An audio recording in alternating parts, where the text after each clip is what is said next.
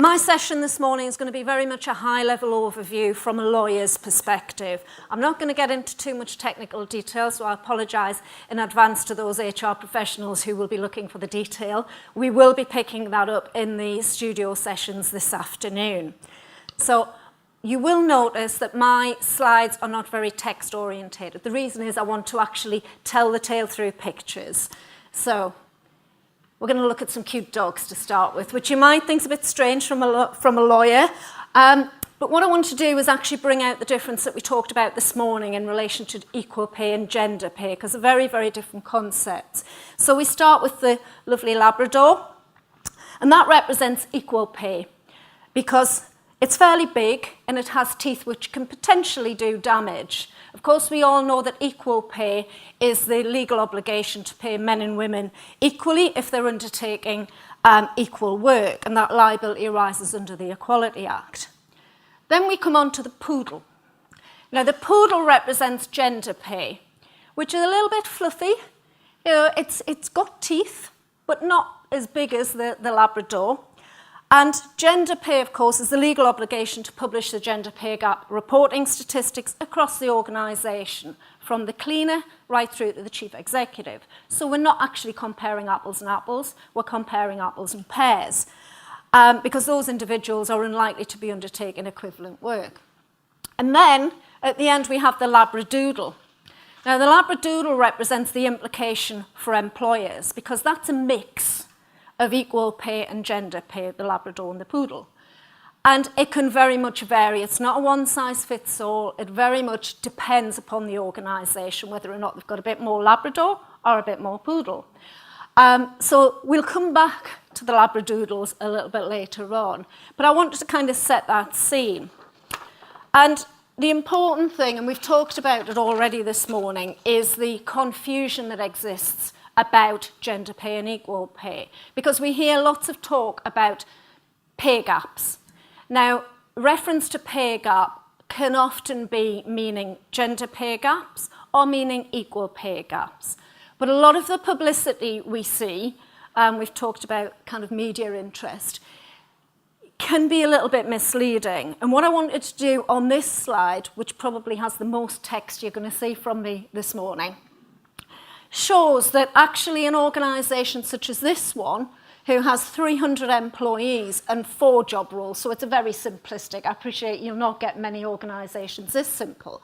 But in each of the roles, there's a spot rate. So there are no equal pay issues. Each role pays exactly the same spot rate for males and females. So you have no equal pay liability. It's an equal pay free zone in terms of liability. However, we can see that job roles 1 and 2, we have more men than women. That changes when we get to job roles 3 and 4, which are the lower paid job roles. And we've got more women than men in those job roles. Now, in that organisation, bearing in mind we've got no equal pay liability, what you could see is a press report saying a company pays men 35%, slightly just over 35% more than it pays women, which is reflective of where women sit in the organisation, not how much they're paid. So that's worth bearing in mind, because that is one of the key risks that we face as employers, and that was picked up nicely in the panel section. So I just wanted to set that scene, because for me, that's the key, and that's the level of understanding I think that we really need to get to understand that it's about representation. But people, when they talk about pay gaps, think about equal pay rather than gender pay. So the next picture is about the underlying problem. And again, this was, Jan said earlier about the research where boys get more pocket money than girls. And this was a hard-hitting campaign a few years ago, which talked about preparing your daughter for working life. And it recognised that the issue often arises at school age, in very early children. And this campaign was really aimed at parents, because it's very hard-hitting. I mean, I happen to have 2 girls, so I don't have to distinguish between girls and boys in terms of pocket money. But I remember a friend of mine talking about when she was doing some trade union negotiations about different groups and salaries and what have you. And she faced a lot of resistance from certain trade union representatives about equalisation of pay. And the way she approached it, which I thought was quite nice because it really got to the nub of the issues, was she turned around to them and she said, how would you feel if that other group that you're talking about, that you don't think should receive equality of terms, was your wife, your sister, or your daughter? And she said the attitude of those individuals changed completely when they started putting it into family terms. And so this kind of campaign was aimed at parent decision makers who actually, to put away from kind of the pure business context, but thinking about it in family terms, would you want your wife, sister, daughter to be paid differently just because they're female? So this was designed to make parents think. So where equal pay began, of course most of you will be familiar with this, was in the kind of late 60s, early 1970s, where we had the campaign by Ford factory workers in Dagenham. Because at that time, we had a male rate and a female rate. Now, by current standards, we can see that that's clearly wrong, but actually in historical, that was, in those days, accepted until we had this campaign.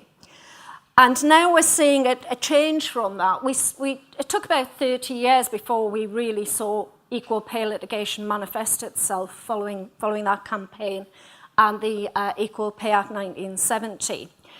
And in the kind of early 2000s, we saw a lot of public sector equal pay claims by thousands of women in the NHS and local government sectors, challenging pay systems which were historically developed and saw more of an equal value approach. So this was more like work where men and women were undertaking the same role, but men and women were paid different rates. Now we see kind of across the organisation, looking at people who are doing very different jobs but are considered to be of equal value. So it's very much developed in terms of equal value. And now we're seeing a new wave of equal pay litigation in the retail sector and the private sector. And interestingly, we're now starting to see this interaction between gender pay and equal pay. So some of the most recent claims I'm advising on in the retail sector, we're seeing the claims quoting some of the statistics from the gender pay report, which is really interesting to see how that information is being used to paint a picture of the organisation from a gender pay perspective, not necessarily an equal pay perspective. So it's quite interesting to see how those collide in context of a claim. And we anticipate that equal pay litigation is likely to increase again because of this kind of perpetual attention that's being given to pay matters. So in terms of the risks of equal pay, well, as you can see from the newspaper headlines, it's a constant. I mean, I've got a Google update set up in terms of equal pay and gender pay, and it's just constant in terms of what I'm getting notified on a daily basis in terms of press headlines. So you've got the kind of implications from a reputational perspective that you can see on the screen here. But the risk of litigation can impact financially, and that can be quite significant in equal pay terms because of the potential to go back 6 years, but also the liability if the individuals continues to be employed can continue to hearing. And it's not uncommon for hearings to be 3, 4, maybe plus years down the line. Some of the NHS litigation continued for 8 years plus. So that liability can potentially continue. So we could be looking at, say, 9 years liability. If you're talking about a £5,000 pay differential, which doesn't on the face of it seem that much, when you think about 6 years back and 3 years forward, 9 years in total, that's £45,000 for one claimant. Now, if you've got that times by 10, suddenly you're into 450,000. Some of these claims that we're seeing in the retail sector are hundreds, and some of the public sector claims were thousands of claims. So as you can see from some of these headlines, you're talking about millions and billions of pounds. So from a financial perspective, equal pay claims can be very, very expensive for an organisation. And you might recall some of the press headlines in relation to the NECC and Birmingham City Council when faced with a massive liability. You know, we're talking about having to sell major assets in order to pay for that liability. But of course, it's not just financial. There's also a significant impact on management time, and particularly in HR, because what I've seen when we've been managing mass claims historically is a significant investment in terms of support for the litigation. And sometimes it feels a bit like the organisation's resources are completely focused on the litigation and not actually on the day job, not running the business. So it has not just a financial impact from a kind of cash in hand, how much you actually have to pay from a compensation perspective, but also how much damage is it doing to the business because of the time that you're taking off the ball of running the business and on to managing the litigation.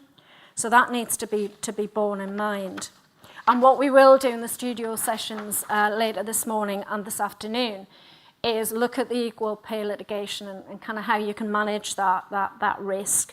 And also we'll be looking at aspects to close the gender pay gap, which brings me on to the next risk factor, which is the risks of gender pay. Well, of course, we've just looked at the confusion that there is between equal pay and gender pay, and therefore one of the key risks is when you start publishing gender pay statistics, as I showed by the bar chart example earlier, people may read that to be equal pay, and that brings you back to the risks of litigation that we've just talked about. But it's not just about legal litigation, it's about reputational impact, and particularly it could impact on contracts, especially where you're contracting with the public sector and they're taking into account diversity statistics, for example. That can have an impact on what contracts you win as a business and really hit you on the bottom line. And we're going to look a little bit more detail later, but things like recruitment and retention, female talent management in particular. We've just seen recently a survey conducted where 74% of females said that they would take into account gender pay gap reporting statistics when taking career choices and would be more influenced in going to companies that had lower gender pay gaps. And 10% of them said they would consider resigning if they thought they weren't being paid equally. So you do need to be aware that particularly in what they call the war on talent is ongoing, and you're trying to recruit the best staff and you're trying to manage your talent pool, including female talent, that negative impact from your gender pay gap statistics can impact on your ability to recruit and retain female staff. Because as we said earlier, there will be very much a focus on what plan you've got in place, what you're doing to kind of address those issues. Enforcement. I'm not going to talk too much about enforcement because I'm conscious Joanna's going to deal with that in more detail from an AHRC perspective. But of course, enforcement of equal pay rights would usually involve litigation in the Employment Tribunal, but there's also potential now, following the Abdullah and Birmingham City Council case, to progress claims in the High Court.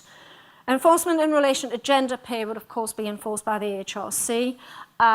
And as I said, Joanna's much better placed to describe their enforcement plans than I am. But from my perspective, I think the risk of enforcement is more likely to be higher for those employers who don't report, or where the HRC have reason to believe that the figures reported are not accurate. In terms of measures, again, we will explore this in the studio sessions, and Sam touched on these in more detail earlier. And there will not be, as the statistics won't be, a one-size-fits-all. It will very much depend upon the organisation, what particular issues are driving your gender pay gap, whether you're in a sector that has particular difficulty, for example, recruiting females, but also recognising that the gender pay gap arises from societal, cultural, historical and employment issues. So right at the beginning it was recognised that it wasn't just something in the control of the employer. And as Sam said, it won't happen overnight. So we will be looking in our breakout session at some of these issues about managing female talent, thinking about what you can do to support educational aspects and recruitment promotion processes, and thinking about kind of how you can support parental choices and things like that. So just to finish with more cute doggies, because we finish where I started. And this represents these are lots of Labradoodles. So we've moved from the Labradors and the Poodles, and we're now just focusing on the Labradoodles. And if you remember, that signified the impact on employers, and all are different, as you'll be able to see. This represents the difficult challenges faced by global employers. So at the moment, we're pretty focused on UK and what we have to do for UK compliance. But global employers, of course, will have lots of different challenges internationally in terms of different legislation for equal pay, litigation, and also different gender pay gap reporting obligations as well. So a number of companies are struggling with the concept of how we actually have global pay reporting, pay and grading across an international landscape because of these different pressures. So that's pretty much a whistle-stop tour from a lawyer's perspective, and thank you very much.